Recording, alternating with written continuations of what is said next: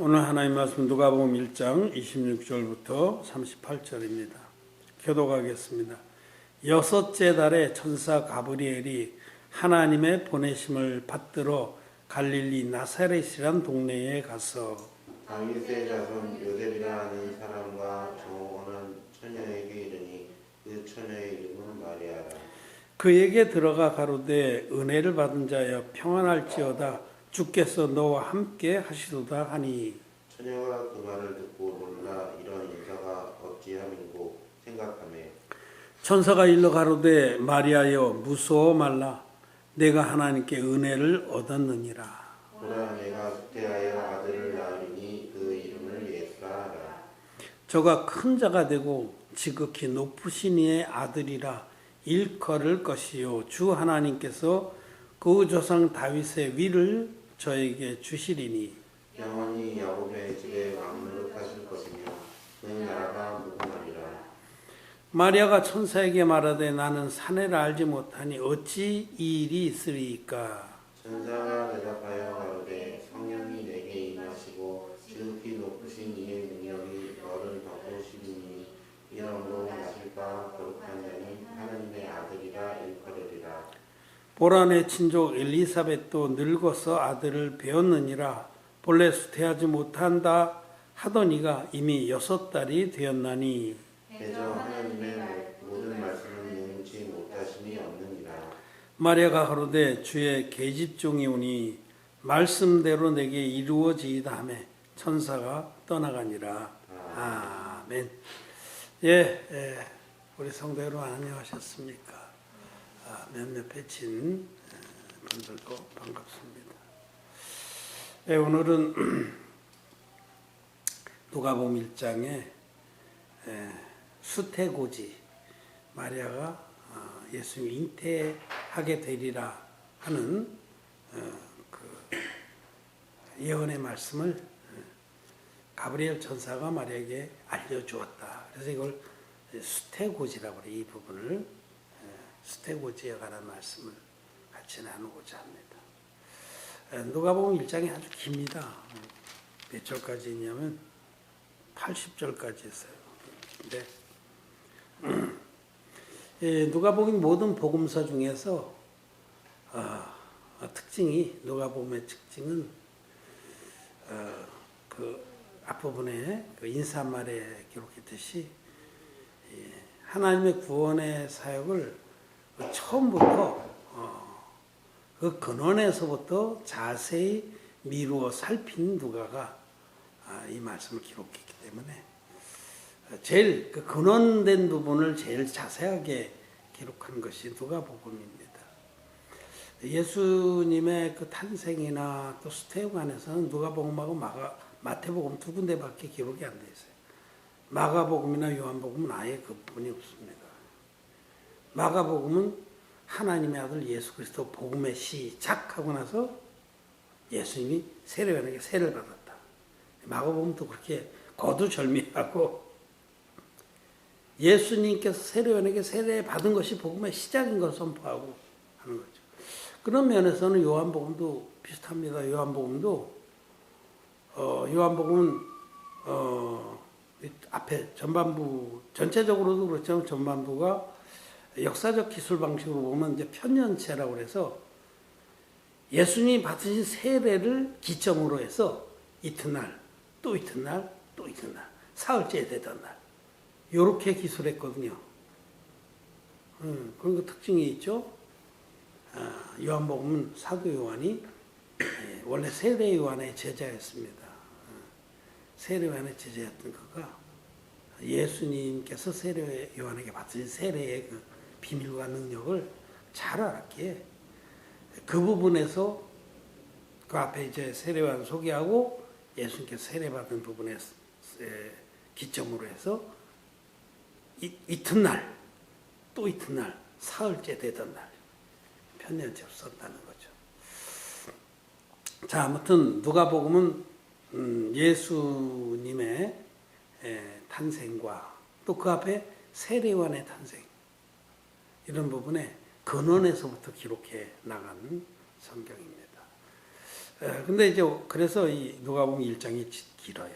근데 그 중에 지난번에 한번 서론처럼 말씀을 드렸고요. 두 번째, 오늘은 마리아의 수태고지에 대해서 말씀을 드립니다. 갈릴리 나사렛 마을에 요셉이라는 목수가 있었는데 그와 정혼, 약혼한 처녀가 있었습니다. 그 처녀 마리아에게 가브리엘 천사가 가서 마리아에게 당신이 그 직위 높으신 분의 그 아들을 갖게 될 것이다. 아들을 낳게 될 것이다. 이렇게 알려줬어요. 그러니까 마리아는 도저히 이해도 안 되고 놀랐고 어떻게 그런 일이 있을 수 있겠냐. 나는 남자를 알지 못합니다. 성경에서 안다라는 것은 그 단어는 남녀가 서로를 안다. 그럴 때는 부부가 서로 관계를 맺고 아는 그런 개념입니다. 그러니까 내가 남자를 알지 못하는데 라는 건 내가 남자하고 동침을 한 적이 없는데 어떻게 내게 그런 일이 있겠냐. 그렇게 도저히 자기가 이해가 안 돼서 가브리엘에게 천사 가브리엘에게 되물었죠. 그러자 이제 가브리엘이 마리아에게 이제 쭉 그 말씀을 전해줍니다. 하나님께로부터 받은 말씀을 전해서 그 내가 31절에서부터 보면 보라 내가 수태하여 아들을 낳으니 그 이름을 예수라 하라. 이 마태복음하고 똑같죠. 이 부분은 아들을 낳으리니 그 이름을 예수라. 마태복음에는 천사가 요셉에게 그 현몽하여 꿈에 나타나서 이런 말씀을 했죠. 근데 이 누가복음에는 이제 마리아에게 나타난 부분을 기록하고 있습니다. 둘 다 진리입니다. 요셉에게도 나타나서 그렇게 하나님의 뜻을 전했기 때문에 요셉이 모든 의혹을 떨치고 자기하고 약혼한 여자가 배가 불러오는데도 그 아내를 데리고 호구조사하러 베들레헴으로 가지 않습니까? 그래서 이름을 예수라 하라. 예수란 말은 저가 자기 백성을 저희 죄에서 구원할 자라 이런 뜻입니다. 하나님의 백성들을 죄에서 구원해 주러 올 분. 이 예수란 말은 구원자라는 뜻인데 요수아나 예수와 다 구원자라는 뜻입니다. 그리고 이제 그 예수님에 대해서 쭉 설명을 해주면 저가 큰 자가 되고 지극히 높으신 의 아들이라 일컬을 것이요 주 하나님께서 그 조상 다윗의 위를 저에게 주시리니 조상 다윗의 왕이 왕권을 그에게 준다. 아브라함과 다윗의 자손 예수 그리스도의 세계라. 마태복음 그렇게 시작하는데 아브라함에게 하나님께서 주신 언약과 다윗에게 약속하신 그 언약의 성취로서 예수 그리스도를 말하는 거거든요. 그런데 이제 아브라함에게는 후손에 관한 약속을 하셨고 다윗에게는 기업에 관한 약속을 했어요. 기업,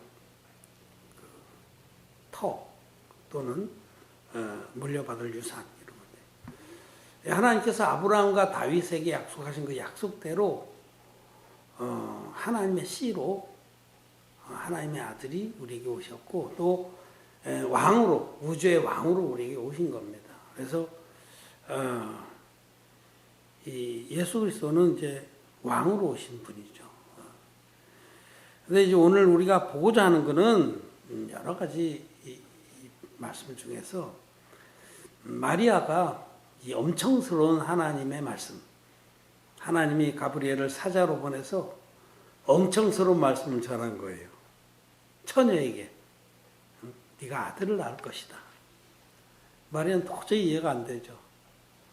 난 남자를 알지 못하는데 어떻게 그런 일이 있을 수 있습니까? 이해할 수가 없고 받아들이기도 힘든. 그래서 완이벙벙해서 있는데 이제 가브리엘이 부연해서 설명을 해줍니다. 부연해서 설명을 해주기를 36절에 보면 보라 내 친족 엘리사벳도 늙어서 아들을 배었느니라. 본래 수태하지 못한다 하던 이가 이미 6달이 되었나니. 37절에 대저 하나님의 모든 말씀은 능치 못하심이 없느니라 라고 말씀을 하셨어요. 그러자 마리아가 정말 자기로서는 도저히 이해가 안 되고 받아들일 수도 없는 그 천사의 전언, 하나님 말씀을 전한 거잖아요. 하나님 말씀을 전한 것을 마음에 받아들이고 믿었습니다. 그래서 고백하기를 주의 계집종이오니 말씀대로 내게 이루어지이다 하고 고백했어요. 그러자 그대로 됐죠. 그래서 마리아가 하나님의 아들을, 성자 하나님이 자기 몸에 성령으로 잉태돼서 육신을 입고 태어나게 되는 겁니다. 마리아의 믿음의 고백, 믿음의 순종, 믿음으로 말씀에 순종한 이 사건으로 인해서 하나님의 구원의 역사가 우리 가운데 이루어진 겁니다. 너무너무 엄청스러운 그 축복의 순간이죠. 그런데 우리 이 마리아가 수태고지를 듣고 믿음으로 받아들인 이 사건이 과연 우리에게는 어떤 영적인 교훈과 또 시사점을 주느냐, 이것이 매우 중요하죠. 하나님께서 마리아를 통해서 구원의 역사에서 아주 중대한 그 포인트를 만든 것. 마리아를 통해서, 마리아라는 믿음의 처녀를 통해서 하나님은 육신을 입고 이 땅에 오셨습니다. 그 마리아가 참 귀하죠. 하나님의 구원의 역사에서 조연으로서, 조력자로서 자기의 몸을 드린 겁니다. 그래서 하나님 성령께서 그를 감싸고 지극히 높으신 하나님의 능력이 덮어서 마리아의 태 속에, 처녀 마리아의 태 속에, 남녀 관계를 통해서가 아니고 하나님께서 친히, 성자 하나님께서 친히 마리아의 태 속에서 잉태되셔서 육신을 입고 오신 분이 바로 예수 그리스도입니다. 이걸 성육신이라고 그러잖아요. 하나님이 육신 입고 오셨다. 예수님은 성자 하나님입니다. 하나님의 독생자, 외아들인 하나님. 영원전부터 영원까지 하나님 아버지와 함께 하시는 하나님입니다. 아버지 하나님, 아들 하나님, 성령 하나님. 이 삼위 하나님이 하나님의 신성과 능력에 있어서 조금도 차이가 없습니다. 근데 그 두 번째, 이 성자 하나님이 영이신 하나님인데 눈에 보이지 않고 이 자연의 법칙에 속박을 한다 하고 시간과 공간에도 구애당하지 않는 그 성자 하나님이 모든 신성과 능력이 충만한 그 하나님이 역사 속으로 시공의 제한을 받는 사람의 모습으로 처녀 마리아의 몸에 성령으로 잉태하셔서 아기로 태어나셔서 우리 가운데 예수라는 이름으로 오셔서 전 인류를 죄에서 구원하는 그 일을 하러 오신 겁니다. 그 아주 중대한 그런 하나님의 구원의 역사에 있어서 마리아가 자기를 그릇으로, 도구로 드렸다. 그리고 아버지의 뜻이 그를 통해서 이루어졌다는 겁니다. 우리 여기서 이제 믿음에 대해서 좀 말씀을 해 보려고 합니다. 믿음은 무엇이냐? 믿음은 하나님의 말씀을 믿는 것입니다. 대개는 믿음 그러면 사람들이 막 정말 헌신해서 기도를 많이 하고 금식도 많이 하고 어떤 행위적인 것들을 많이 생각할 수 있는데 믿음은 말씀을 믿는 것입니다. 히브리서 11장 6절에는 하나님께 나아가는 자는 반드시 그가 계신 것과 하나님께서 그에게 당신에게 나오는 자들에게 상 주신이심을 믿어야 할지니라 이렇게 말씀하셨고 또 11장 1절에는 믿음은 바라는 것들의 실상이요 보지 못하는 것들의 증거다 이렇게 말씀합니다. 보지 못하는 것들, 영적인 세계는 우리는 오직 말씀을 통해서 믿는 겁니다. 보지 못하는 세계, 하나님이나 영원한 세계라는 천국과 지옥이나 그런 모든 보이지 않는 세계는 오직 말씀을 통해서만 우리가 믿음으로 알 수가 있습니다. 우주가 창조된 순간에 아무도 없었죠. 뭐 인간은 뭐 훨씬 후대에 하나님께서 창조하셨으니까. 근데 우리가 하나님께서 이 우주를 창조하시고 그 안에 모든 만물을 만드신 그 역사를 우리는 눈으로 보는 것처럼 믿습니다. 어떻게? 말씀을 믿음으로. 이 모든 세계가 말씀으로 지어졌음을 우리는 말씀을 믿음으로 알고 또 믿는 거죠. 그래서 믿음이라는 것은 정의가 기록된 말씀을 믿는 겁니다. 그런데 이 마리아가 이렇게 수태고지를 믿음으로 받아들인 이 시대에는 기록된 말씀이 제한적이었어요. 아직 신약은 기록되기 전이고요. 그러니까 그때만 해도 하나님께서 당신의 천사들이나 종들을 통해서 스포큰 워드, 말로 전해주는 말씀들, 꿈을 통해서 천사들이 얘기해 주는 그 말씀들, 그런 말씀들이 포함되는 거죠. 그러니까 기록된 말씀과 말로 전해준 말씀들이 다 하나님의 말씀입니다. 우리는 이 시대에는 이제 기록된 말씀이 완성이 돼서 온전한 것이 왔죠. 그래서 온전한 것이 왔기 때문에 너무 좋습니다. 잘못해서 뭐 예수 무당에 빠질 일도 없고, 우리는 그냥 정말 신사적으로 하나님 믿을 수가 있죠. 근데 믿음은 말씀을 믿는 것입니다.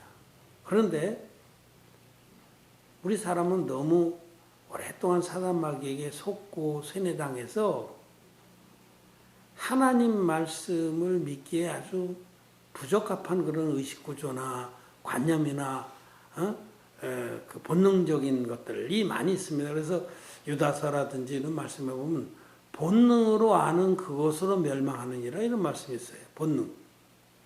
사람들의 의식구조가 사단 마귀에 의해서 너무 오랫동안 세뇌당하고 조정당해서 하나님 말씀하고는 아주 거리가 먼 생각을 갖게 됐습니다. 이사야서의 말씀처럼 검은 것을 희다하고 흰 것을 검다하고 그 선과 악을 혼돈하고 참과 거짓을 혼돈한 이 혼돈되어 있는 의식구조를 가지고 있기 때문에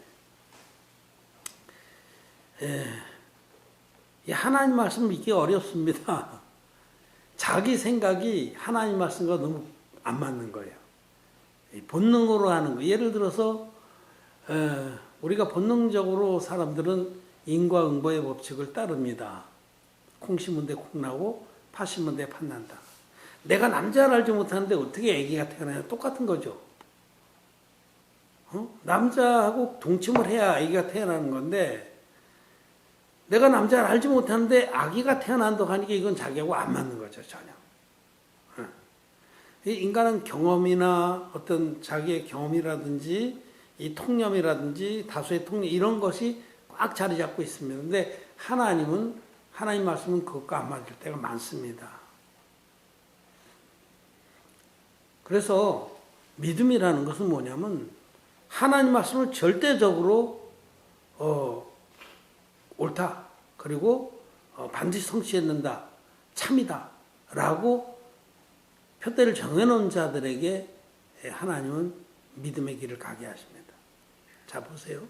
우리는 아브라함을 보통 믿음의 조상이라고 다 이렇게 여기고 정말 귀한 믿음의 조상입니다. 믿음의 사람이고 존경스러운 분이죠. 대단한 분이죠. 아브라함의 삶. 아브라함이 그러면 허물이 없냐? 그렇지는 않아요. 아브라함도 우리와 성정이 같은 입니다.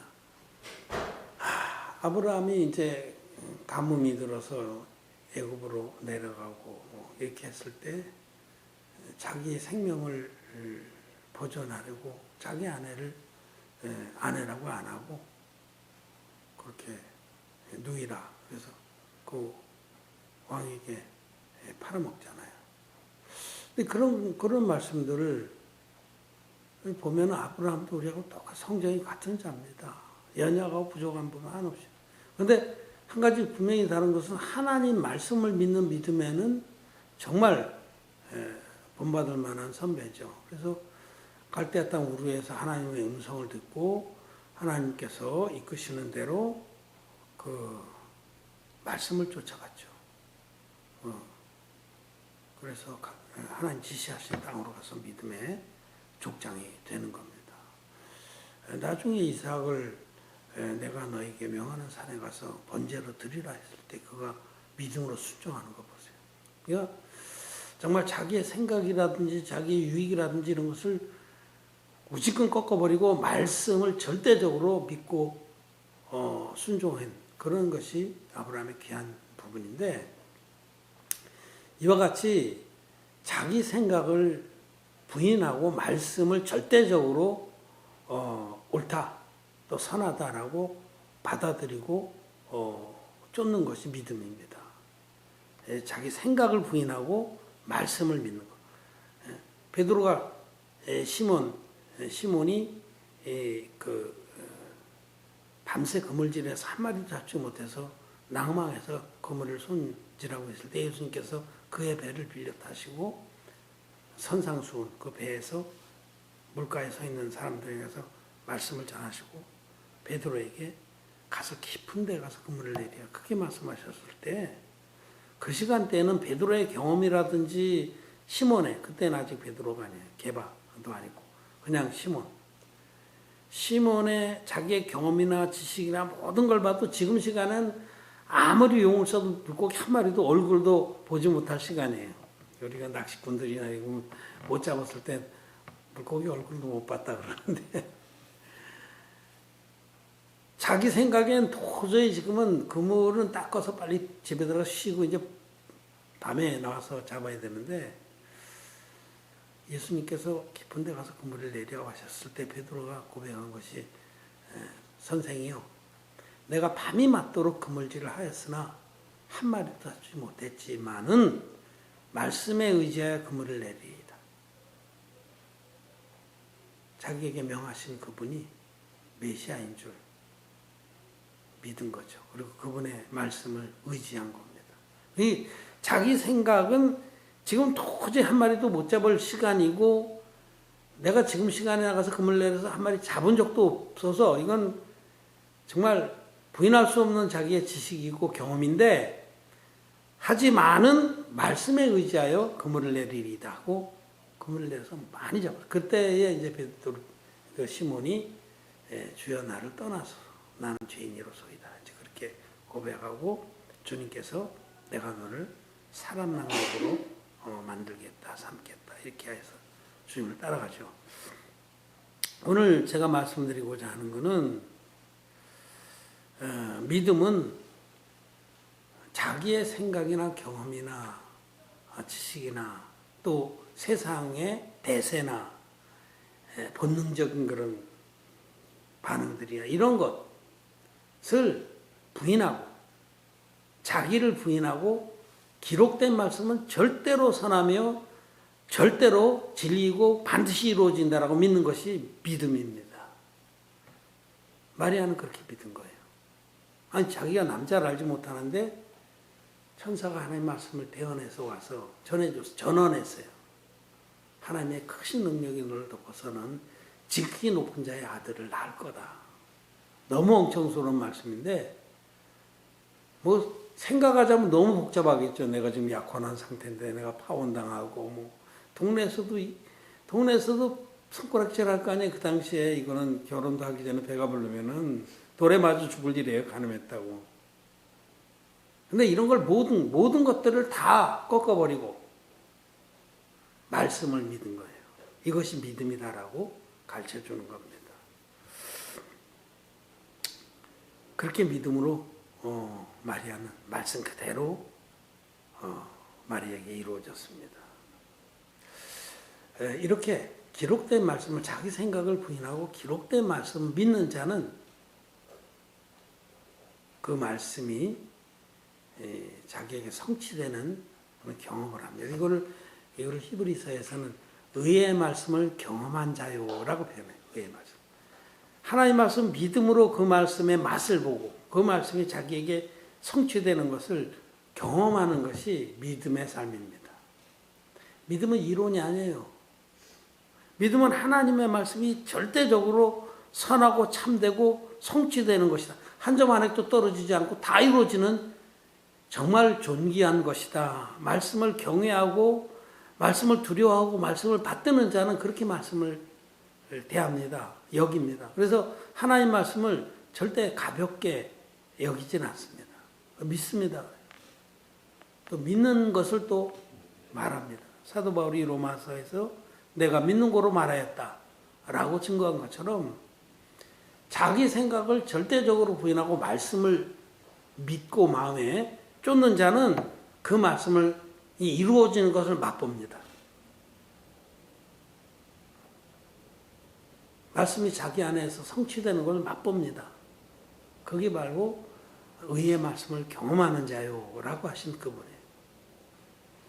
우리는 히브리서 11장에 수많은 그런 믿음의 선배들이 자기들이 믿음으로 이 의의 말씀을 경험한 것들을 소개한 걸 볼 수 있어요. 지금 마리아가 잠시 자기 생각에 휩싸여서 어찌 그런 일이 있을 수 있겠습니까? 하고 했을 때 천사 가브리엘이 엘리사벳을 예로 들어줍니다. 네 친척 엘리사벳을 봐라. 나이가 많은데 그가 이미 아기를 가진 지 6개월이 되지 않았느냐. 그렇죠. 그러니까 마리아가 그런 그 믿음의 간증들을 듣고 또 기본적으로 마리아에게 믿음의 그런 어느 정도 믿음이 있었기 때문에 자기 생각을 버린 겁니다. 이 온전한 믿음이 우리 안에서 자리 잡으려면 자기 생각을 버려야 돼요. 자기 생각을 버리지 않으면 말씀을 온전히 믿을 수가 없습니다. 그래서 결국은 믿음으로 하나님의 씨를 잉태하게 된 거예요. 그래서 성경에서 씨라고 할 때는 첫째는 예수님을 말합니다. 갈라디아서에 보면 그 씨는 하나, 단수를 가리키는 것인데 예수 그리스도라. 아브라함에게 약속하신 그 씨는 예수님입니다. 예수님. 그 씨는 예수 그리스도. 왜냐하면 씨는 생명이 함축되어 있잖아요. 그 씨 하나에 모든 생명이 충만합니다. 그래서 예수님은 생명의 주입니다. 우리에게 오셔서 우리 모두를 생명으로 인도하시는 분이죠. 예수님이 시고 둘째로는 이 말씀이십니다. 말씀이. 베드로전서 말씀 하나 보고 우리 정리하고 마치겠습니다. 베드로전서 1장 23절. 베드로전서 히브리 다음에 베드로전서 1장 23절 같이 한번 읽을까요? 베드로전서 1장 23절 보자. 읽겠습니다. 베드로전서 1장 23절 시작. 너희가 거듭난 것이 썩어질 씨로 된 것이 아니요 썩지 아니할 씨로 된 것이니 하나님의 살아있고 항상 있는 말씀으로 되었느니라. 예수 그리스도가 씨고 첫째로, 그리고 둘째로는 이 말씀이 생명의 씨입니다. 특히 복음 말씀. 이 복음 말씀도 정말 자기 생각을 부인하지 않으면 믿을 수가 없는 거예요. 자, 2000년 전에, 지금부터 2000년 전에 저와 여러분들의 몇 대, 한 10몇 대 조상이 태어나기도 전에 한 세대를 20년, 30년 잡으면 100년이면 5세대, 1000년이면 50세대, 100세대. 지금의 우리 조상으로 올라가면 약 100세대 전에 할아버지 이렇게 올라갔어요. 그때 예수님이라는 분이, 하나님의 아들이 중동의 그 유대 땅에 오셔서 하나님이 친히 성령의 능력으로 처녀 마리아의 몸에서 잉태돼서 육신이 있고 태어나신 분이 예수님입니다. 이 사실을 믿는 자는 복이 있습니다.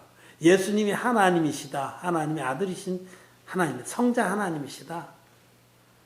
지금부터 2000년 전에 유대 땅 갈릴리에서 유대 땅 갈릴리 나사렛 마을에 처녀 마리의 몸에 성령으로 잉태되셔서 태어나신 분이다. 성경은 이 말씀의 씨는 그렇게 기록하고 있는데 이 믿지 않는 사람들이 대부분이죠. 믿는 사람 극소수예요. 또 그 예수님이 30살이 됐을 때 이제 드디어 예수라는 그 이름의 그 본질을 행하러 구원자로서 이제 등장하신 거예요. 30살까지는 조용히 기다리셨습니다. 당신의 때를. 그래서 때가 되면 이제 갈릴리에서 요단강으로 나오셔서 인류의 대표자인 세례요한에게 안수 형식으로 세례를 받습니다. 이게 성경 복음서마다 다 기록된 거예요. 세례. 예수님 세례. 이 세례는 여자의 몸에서 가장 큰 자인 세례 요한이 또 구약의 하나님 백성인 이스라엘 백성의 대제사장인 아론, 첫 번째 대제사장 아론의 직계 후손인 세례 요한이 이 누가복음은 이제 그걸 기록하고 있어요. 아론이 세례 요한은 아론의 후손이다. 대제사장의 직분을 이어받고 인류의 대표자의 자격이 있는 하나님께서 보낸 종이 하나님의 어린 양으로 오신 예수님에게 안수 형식으로 세례를 베풀었어요. 그때에 이 안수는 제가 넘어간다 그 뜻이에요. 그래서 인류의 대표자가 예수님께 안수했기 때문에 전 인류의 죄가 예수님께 넘어갔다라고 이 말씀의 씨는 기록하고 있습니다. 마태복음 3장 15절의 말씀이에요. 이제 허락하라. 이제 넌 내 머리에 손 얹어라. 우리가 이와 같이 너는 내 머리에 손을 얹고 나는 그 안수를 받아들임으로 이 세상의 모든 죄를 나에게 넘겨야만 이 세상의 모든 의가 이루어진다 라고 기록한 것이 마태복음 3장 15절입니다.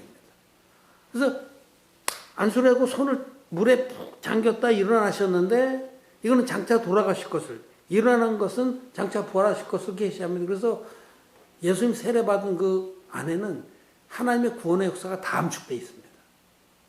그리고 하늘이 일어나셔서 하늘이 열리고 성령이 비둘기처럼 예수님 위에 내리시면서 하나님 아버지의 음성이 들렸습니다. 성부, 성자, 성령께서 다 함께 발현하신 거죠. 네. 이 세례받은 이튿날 세례요한은 자기가 어제 세례 베푼 예수님을 가리켜서 보라 세상 죄를 지고 가는 하나님의 어린 양이로다라고 증거했습니다.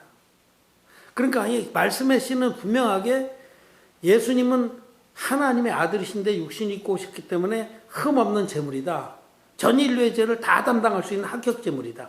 둘째로 그 예수님이 인류의 대표자로 보내서 세워놓은 세례요한에게 안수를 받음으로 우리 전 인류의 죄를 단번에 당신 육체에 짊어졌다 라고 기록하고 있습니다. 그래서 세상 죄를 지고 가는 하나님의 어린 양은 세상 죄를 지고 십자가에 가셔서 거기 못 박히셔서 6시간 동안 절규하시면서 온몸의 피를 다 쏟아서 세례 때 담당한 인류 전체의 죄를 깨끗이 갚아주셨습니다. 그리고 이 세상의 죄를 도말했습니다. 이것이 말씀의 씨입니다. 그런데 이 말씀의 씨를 자기 생각을 부인하지 않으면 믿을 수가 없는 겁니다. 자기 생각을. 아이고 나는 지금까지 십자가의 피만 믿었는데 난 그거 가지고도 구원의 확신이 있었는데 왜 예수님 세례를 또 얘기를 하냐? 지 생각이죠.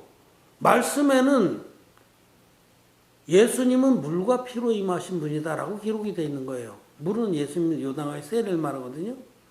그래서 정말 말씀을 세밀하게 읽는 자들, 성령을 받아서 거듭나서 성경에 있는 이들은 예수님께서 사도들과 제자들에게 주신 복음은 물과 피의 복음이라는 것을 압니다. 물로만이 아니요 물과 피로 임하셨고 증거하는 이는 성령이시니 성령은 진리니라. 증거하는 이가 세 분이시니 성령과 물과 피라 이 셋이 합하여 하나니라. 성령의 증거와 물의 증거와 피의 증거가 다 있어야만 온전한 복음이다라고 말씀을 합니다. 이 씨는. 그런데 자기가 지금까지 배운 거, 신학에서 배운 거, 뭐 여기저기서 주워 들은 거 자기 지금까지 종교의 마을에서 자라면서 굳어진 거 이런 것들이 자기 생각에 꽉 차 있기 때문에 자기 생각을 부인하지 않으면 이 말씀의 온전한 씨들을 받아들일 수가 없는 겁니다. 마리아가 내가 남자를 알지 못하는데 어떻게 내게 그런 일이 있을 수 있습니까? 이런 식이죠. 시몬이 내가 밤새도록 그물질해서 한 마리 못 잡고 지금 이 시간에는 고기가 잡히는 시간이 아닌데 어찌해서 깊은 곳에 그물을 내리라고 하십니까? 그런 거죠. 자기 생각이 부인되지 않으면 절대로 하나님의 말씀의 씨가 자기 안에 들어가서 그 씨가 그 안에서 발화가 되고 자라나서 거듭나는 생명의 역사를 맛볼 수가 없는 겁니다. 의의 말씀을 경험할 수가 없다는 겁니다. 지금 기독교인들이 다 예수님 십자가에 피만 믿는데 왜 당신은 예수님이 받으신 세례가 그렇게 중요하다고 얘기를 합니까? 그게 중요합니다. 그걸 빼놓으면 절대로 복음이 안 되는 겁니다. 구약의 속죄제사에서 흠없는 제물과 안수와 피 흘림 이 세 가지가 있어야만 합법제사인데 흠없는 제물을 끌고 와서 안수도 안 하고 잡아서 그냥 번제로 드렸다. 불법제사입니다. 하나님 앞에 저주받을 짓입니다. 똑같은 거예요. 예수님이 하나님의 아들로 흠없는 제물로 오셨으면은 반드시 인류의 죄를 넘겨받는 그 안수의 규례가 그 사역이 있어야 되는 겁니다. 그것이 바로 예수님이 받으신 세례예요. 인류의 대표자에게. 그래서 복음서마다 거기서부터 시작을 한 거죠. 그리고 사도 바울도 누구든지 그리스도 합하여 세례받지 아니하면 그리스도로 옷 입지 못한다는 겁니다. 그 비밀을 알지 못하는 거죠. 내가 어떻게 그리스도와 함께 십자가에 못 박혀 죽겠어요? 갈라디아서 2장 20절에 내가 그리스도와 함께 십자가에 못 박혔나니 아니 2000년 전에 태어나지도 않았는데 내가 어떻게 십자가에 같이 못 박혀? 세례를 통해서 예수님 받은 세례가 전 인류가 예수님 안으로 들어간 전 인류의 옛사람이 죄의 몸이 예수님 안으로 들어간 세례였기에 예수님이 돌아가신 것이 나의 죽음이 되는 겁니다. 자기 생각을 부인하지 않으면 절대로 말씀의 씨가 자기에게 들어와서 잉태가 되지 않는 거예요.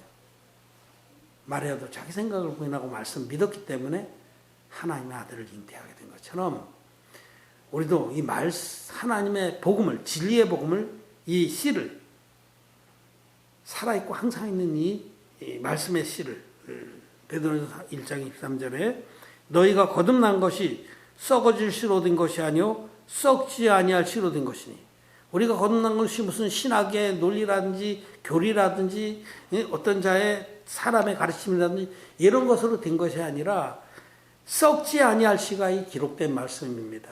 썩지 아니할 씨. 하늘로부터 내려온 양식. 이것을 우리가 믿을 때 이것을 어떻게 믿어요? 자기 생각을 부인하지 않으면 믿을 수가 없는 거예요.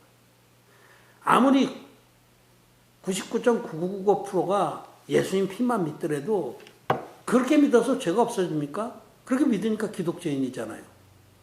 자기 죄가 예수님께 넘어간 적이 없는데 어떻게 죄가 없어지겠어요? 이론적으로는 십자가에서 우리 주님이 우리를 구원했다고 하지만 자기 죄는 그냥 있는 거예요. 확증이 없어요. 확증.